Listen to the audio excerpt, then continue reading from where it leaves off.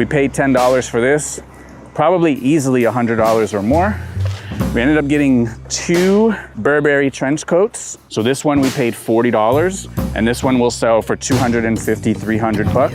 你刚刚看到的那位大叔靠卖别人眼中可能不值钱的二手衣服，每年的年营收竟然能达到650万美元。那他是怎么做到的呢？他不是富二代，学历也不高。18岁那年他就当了爸爸，那个时候他连一只能打电话的手机都买不起，没有人愿意雇佣他。直到有一天，他在 Craigslist 上面花了35美元买了一只二手手机，放到 eBay 上以70美元卖出。那一刻，他的人生彻底改变了。从那天起，他就意识到这是个商机，于是他开始去跳蚤市场拣货、修复、上架、寄件，一做就是20年。现在他一年靠卖二手衣服，营业额已经超过了650万美金，是eBay上最大的男装二手卖家之一。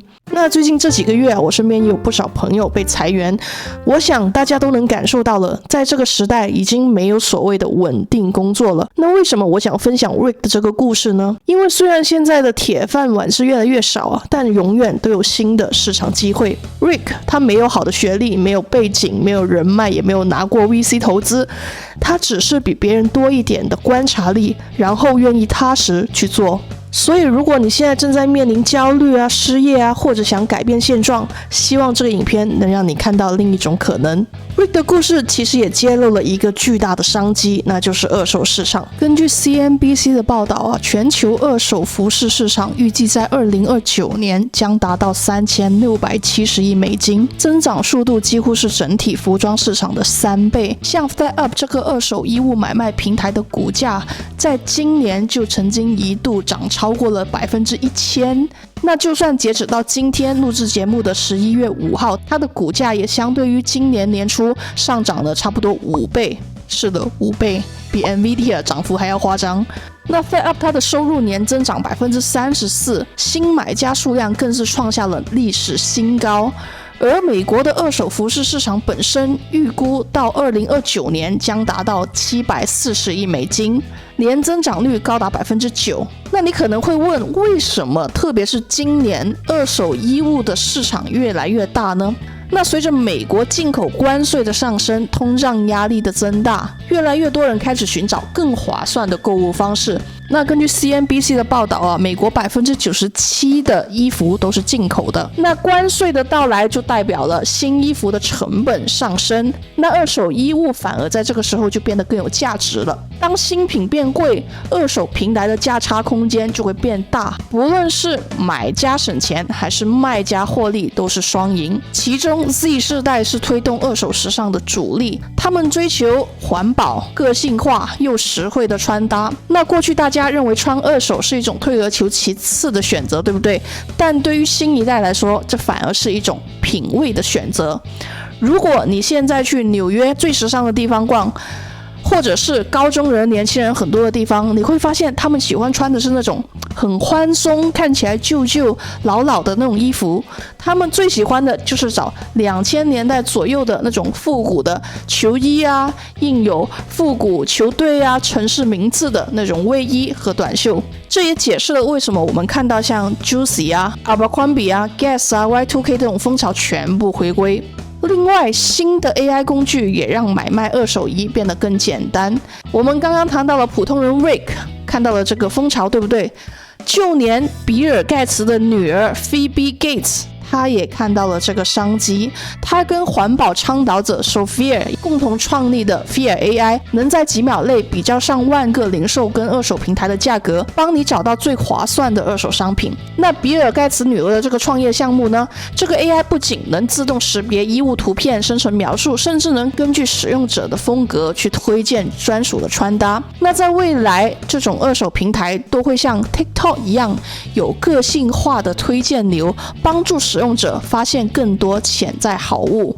那问题来了，我们这些普通人，我们要怎么搭上这股红利呢？那很多人都盯着 Amazon 啊、Etsy 啊、TikTok 啊那些大的平台，但其实那里竞争很激烈，真正能赚到钱的卖家又有多少呢？所以我会介绍几个比较冷门，很少有中国卖家知道，但是有很多美国的卖家却在默默赚钱的平台。第一个是 Poshmark， 这是一个以二手时尚为主的平台，就像是 Instagram 加电商的混合体。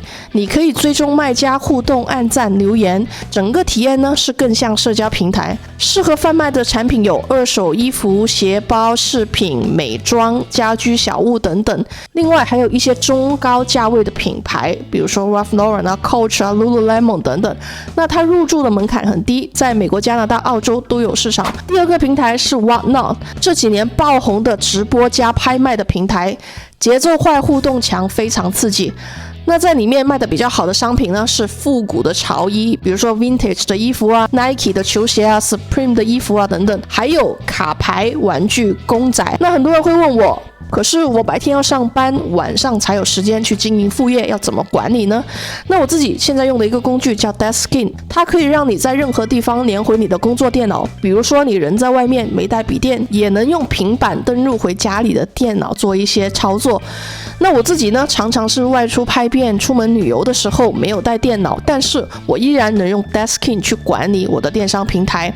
它有延迟低、画质高、支持多平台的特点。那如果你现在正在上班，也想考虑经营一些副业的话，非常推荐你用 Deskin 这款工具，它可以让你在上班的时候非常方便的经营副业。好，接下来要介绍的第三个小众平台是 Depop。那 Depop 在欧美年轻人中啊是非常受到欢迎的，使用者平均年龄不到26岁，主打 Y2K 美式复古街头文化的衣服和饰品。那有一些卖家呢，仅就靠卖 ANF 啊、Guess 啊这些品牌的复古的衣服，月收入就能稳定破$10,000。这类风格在国内平台几乎是没人做，所以竞争少，利润高。